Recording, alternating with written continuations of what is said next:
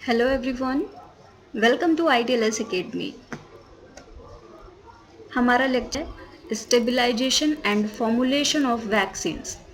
ये टॉपिक हम पढ़ रहे हैं, इसके 2 लेक्चर ऑलरेडी हम कवर कर चुके हैं। ये तीसरा पार्ट है जिसमें कि हम देखने वाले हैं कि जो वैक्सीन्स हैं मैन्युफैक्चर की हैं, कैसे उनका फॉर्मुलेशन होता है और कैसे स्टेबलाइजेशन किया जाता है। तो अगर आपने प्रीवियस लेक्चर्स नहीं देखे हैं तो उनको भी देखिए, क्योंकि अगर आपने बेसिक्स को नहीं समझा है तो शायद आगे एडवांस लेवल पे आप कनेक्ट ना कर पाएँ। तो चलिए कंटिन्यू करते हैं।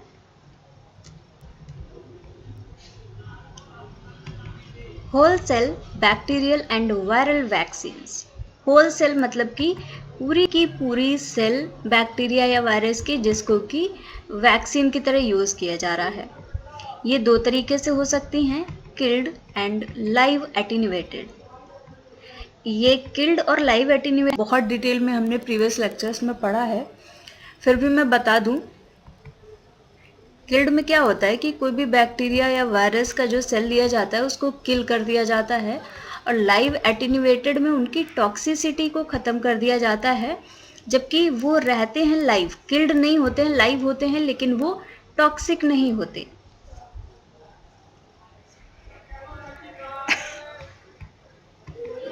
Descriptions of structural analysis of vaccines from the preceding sections have been in large part relevant to the studies of purified components। जो डिस्क्रिप्शन हम पढ़ते आ रहे हैं, स्ट्रक्चरल एनालिसिस कैसे होती है, पहले भी कई लेक्चर्स हमने इस पे कवर किए हैं। तो प्योरीफाइड कंपोनेंट्स कैसे लेना है, उसमें स्ट्रक्चरल एनालिसिस का बहुत बड़ा रोल है।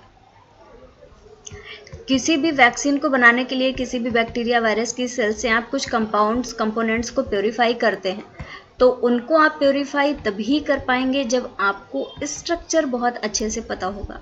इसलिए स्ट्रक्चरल एनालिसिस बहुत इंपॉर्टेंट हो जाती है। A large number of vaccines, however, contain whole cell bacterial species or viruses in live attenuated or killed form।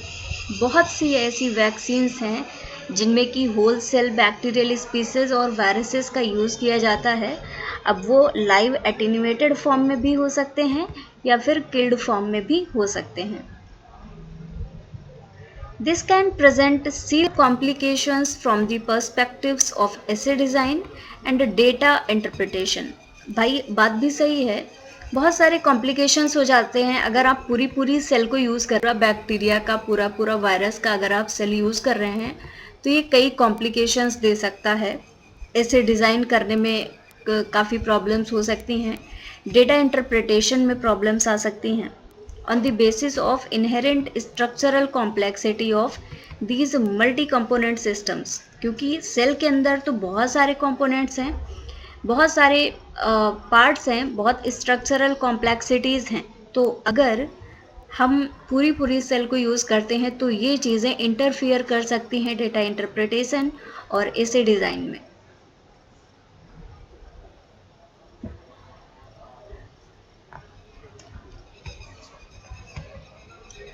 Live or killed bacteria and viruses contain at minimum a mixture of protein and nucleic acids।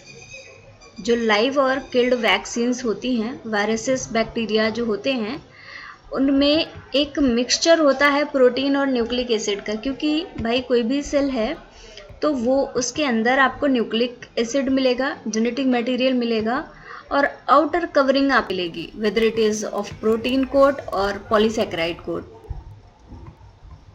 In many cases an unknown combination of proteins. बहुत सारे cases में proteins unknown होती हैं, पता नहीं होता है कि क्या कॉम्बिनेशन है। जैसे कि प्रेजेंट सिनेरियो में देखें, कोविड के केस में कितना टाइम लग गया वैक्सीन बनाने में, उसके स्ट्रक्चर को जानने में, और अभी भी तरह तरह के कॉम्बिनेशंस हो रहे हैं, म्यूटेशंस हो रहे हैं, और उसका वेरिएंट आता जा रहा है। तो अननोन कॉम्बिनेशन होते हैं प्रोटीन्स के, न्यूक्लिक एसिड के, पॉलीसैकेराइड्स के एंड लिपिड्स के, जो कि बहुत ज़्यादा इनको कॉम्प्लेक्स बना देते हैं। एंड अदर स्मॉल मॉलिक्यूल्स, कुछ स्मॉल मॉलिक्यूल्स जैसे कि क्रोमोफोर हैं, specially in case of bacteria. अगर बैक्टीरिया होते हैं तो उनके केस में क्रोमोफोर्स भी देखे जाते हैं। तो अगर ये अननोन कॉम्बिनेशंस होते हैं तो वैक्सीन बनाना और भी ज़्यादा कॉम्प्लेक्स हो जाता है।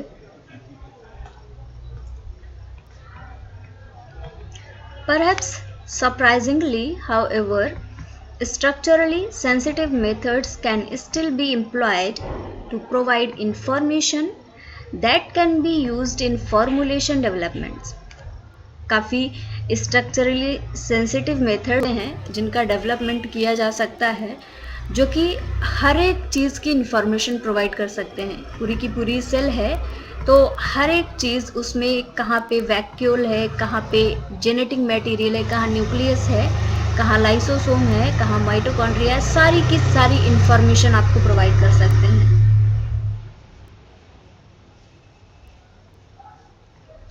Obviously, a much more cautious approach is necessary in the interpretation of data from such studies.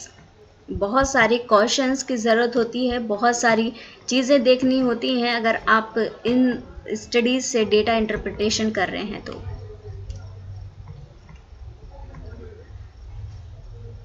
Most importantly, it will be necessary to recognize that it may not be possible to attribute changes in the target parameters to specific molecular event.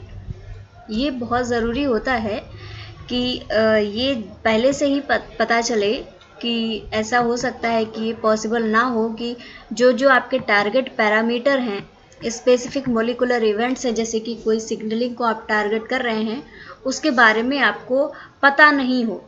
तो इसलिए ज़रूरी होता है कि अगर आप किसी भी स्पेसिफिक मोलिकुलर इवेंट को टारगेट करने जा रहे हैं तो उसके बारे में सारी इन्फॉर्मेशन आपको पहले ही होनी चाहिए। Rather they are simply employed as correlates of stability.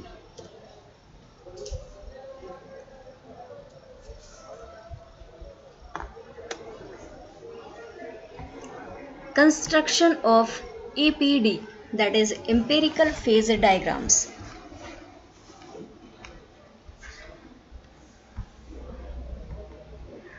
Once an adequate amount of complementary data from at least 3 different techniques has been accumulated for a particular vaccine over a significant temperature range and for a number of solution conditions such as temperature, pH, ionic strength, concentration, etc. These data can be combined to construct an empirical phase diagram. Basically empirical phase diagram है क्या?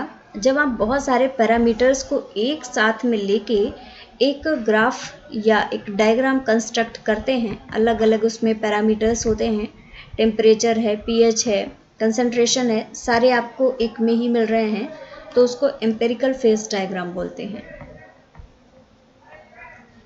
तो होता क्या है, एक बार कम से कम आप इसके लिए मिनिमम टेक्स होनी चाहिए।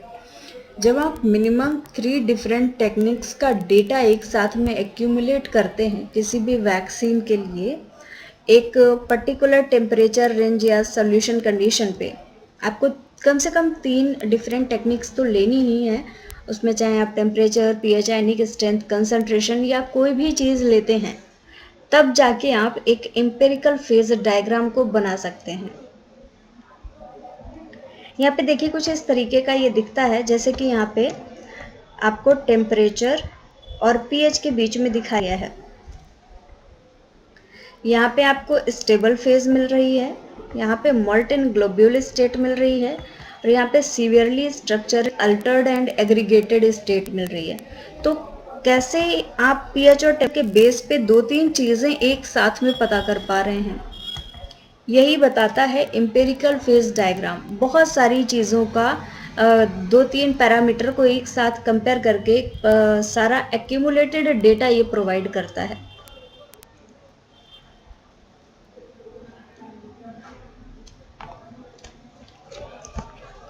Excipient screening.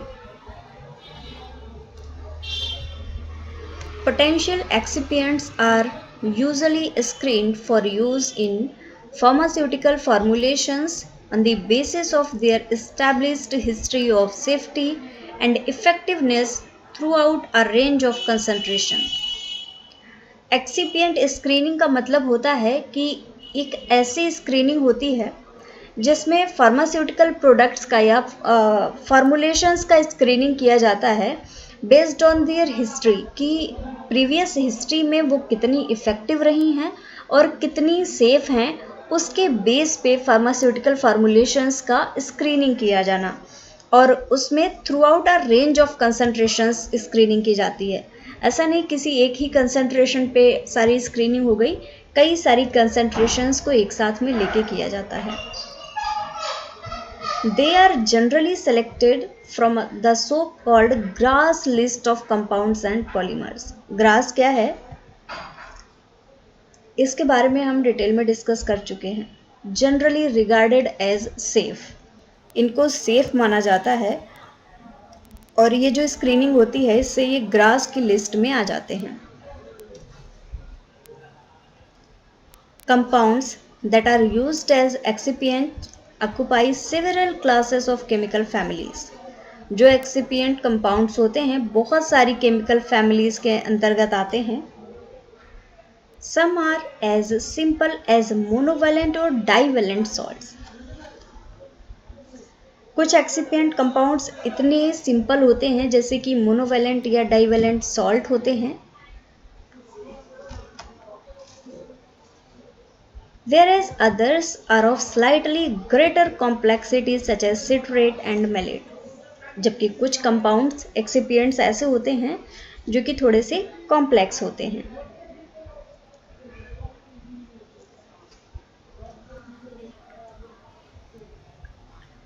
Usually, only a small number of such compounds will be found to have a significant stabilizing effect on vaccine. अगर हम ऐसे एक्सिपिएंट कंपाउंड्स को देखते हैं तो बहुत कम ऐसे कंपाउंड्स होते हैं जो वैक्सीन्स के स्टेबलाइजिंग इफ़ेक्ट पे अपना बहुत ज़्यादा कोई इफ़ेक्ट दिखा पाते हैं। Each class of compounds typically has a general mechanism of stabilization. हर एक कंपाउंड की, हर एक एक्सिपिएंट कंपाउंड की एक अपनी अलग मैकेनिज्म होती है for the process of stabilization. As a group, salts most often act through their ability to produce charge shielding, increasing solubility or reducing interactions between macromolecules. जो salts होते हैं ज़्यादातर एक्ट करते हैं चार्ज शील्डिंग की तरह, चार्ज से बचाने के लिए फिर चाहे इनको solubility बढ़ानी पड़े या फिर मैक्रोमोलिक्यूल्स के बीच में इनको इंट्रैक्शंस को रिड्यूस करना पड़े, ये चार्ज की शील्डिंग करते हैं। In addition, they can stabilize the phosphodiester backbone of vaccines that contain DNA और RNA. जो salts होते हैं ये वैक्सीन्स के जो वैक्सीन्स DNA वैक्सीन्स या RNA वैक्सीन्स होती हैं उनके फॉस्फोडाइस्टर बैकबोन को भी स्टेबिलाइज करने का काम करते हैं। Sucrose, free hallose, and related sugars have shown to be thermoprotective stabilizers of numerous vaccines.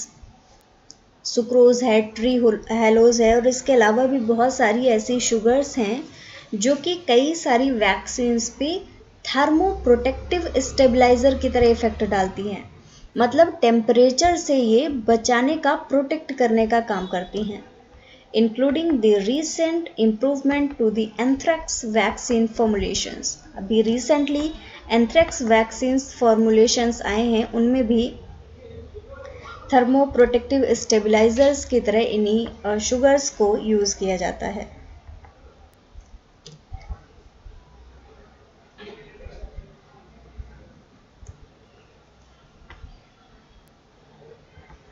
Characterizing adjuvanted vaccine formulations. Adjuvant क्या होते हैं? ऐसे एजेंट्स होते हैं जो कि इम्यून रिस्पॉन्स को बढ़ा देते हैं। अगर कोई भी इम्यूनोजेन डाला जा रहा है बॉडी में तो उसके ये इम्यून रिस्पॉन्स को, इम्यूनोजेनिसिटी को बढ़ा देते हैं। तो कैसे वैक्सीन फॉर्मुलेशन के जो एडजुवेंटेड वैक्सीन फॉर्मुलेशंस होते हैं जिनमें एडजुवेंट्स को ऐड किया जाता है, उनको कैसे हम कैरेक्टराइज करते हैं।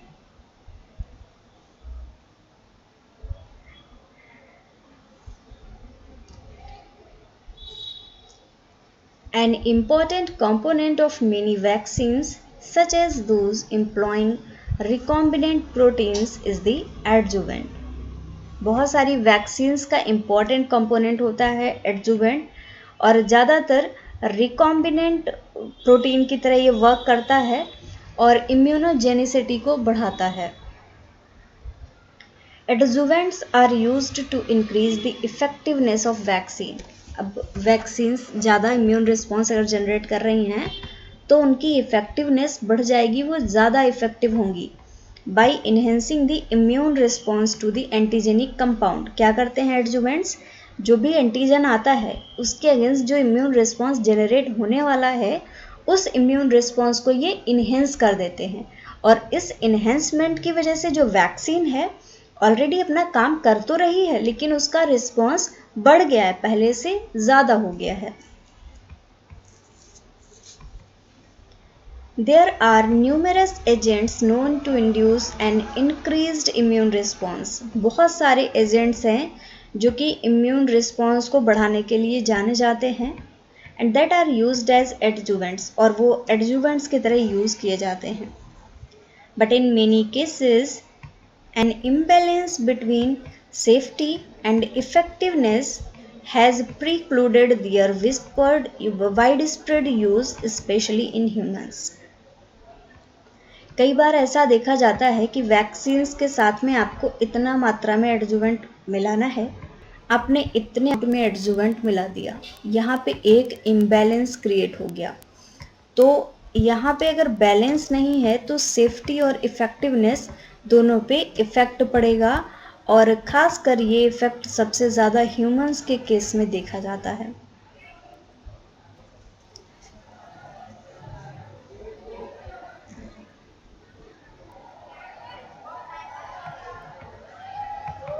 Future prospects for 21st century vaccine formulations. 21st century के वैक्सीन फॉर्मुलेशंस के फ्यूचर प्रोस्पेक्ट्स क्या हैं, भविष्य में क्या क्या चीज़ें हो सकती हैं। It seems highly likely that focus on the physical and chemical aspects of vaccine formulation will continue to increase. काफ़ी ज़्यादा ये पता चलता है हमें कि वैक्सीन के फॉर्मुलेशन के जो फिज़िकल एंड केमिकल एस्पेक्ट्स हैं, जो फिज़िकल एंड केमिकल मेथड्स के यूज़ से वैक्सीन्स के फॉर्मुलेशंस बनाए जा रहे हैं, ये लगातार बढ़ते रहेंगे। जैसे जैसे डेवलपमेंट होगा नई नई चीज़ें सामने आती रहेंगी और ये चीज़ें बढ़ती रहेंगी। As mentioned previously, studies of the dynamic properties of proteins and nucleic acids and their relationship to stability are currently a leading candidate for such advances. जैसे कि हम पहले ही डिस्कस कर चुके हैं, जो प्रोटीन्स हैं, न्यूक्लिक एसिड्स हैं, इनकी प्रॉपर्टीज़ डायनामिक होती हैं, इनका नेचर डायनामिक होता है, तो उनकी स्टडी और उनके बीच के रिलेशनशिप, उनकी स्टेबिलिटी को स्टडी करना ये एक बहुत अच्छी चीज़ हो सकती है, और ये है भी एक लीडिंग कैंडिडेट है फॉर सच एडवांसेस। जो वैक्सीन की फील्ड में एडवांसमेंट्स हो रहे हैं उनके लिए ये बहुत एक लीडिंग कैंडिडेट है कि प्रोटीन न्यूक्लिक एसिड के रिलेशनशिप, उनकी स्टेबिलिटीज़ को स्टडी करना। Similarly, more emphasis on the chemical stability of vaccine components will surely occur. Chemical stability पर भी श्योरली बहुत ज़्यादा ध्यान दिया जाने वाला है in upcoming future, and although we have not discuss this topic in this chapter, हमने केमिकल स्टेबिलिटी के बारे में यहाँ पे ज़्यादा डिस्कस किया है, बट इन नियर फ्यूचर ये प्रोबेबिलिटी है कि इन पे भी डिस्कशन होगा और फ्यूचर में नई तरह की वैक्सीन्स के फॉर्मुलेशन में इनसे हेल्प मिलेगी।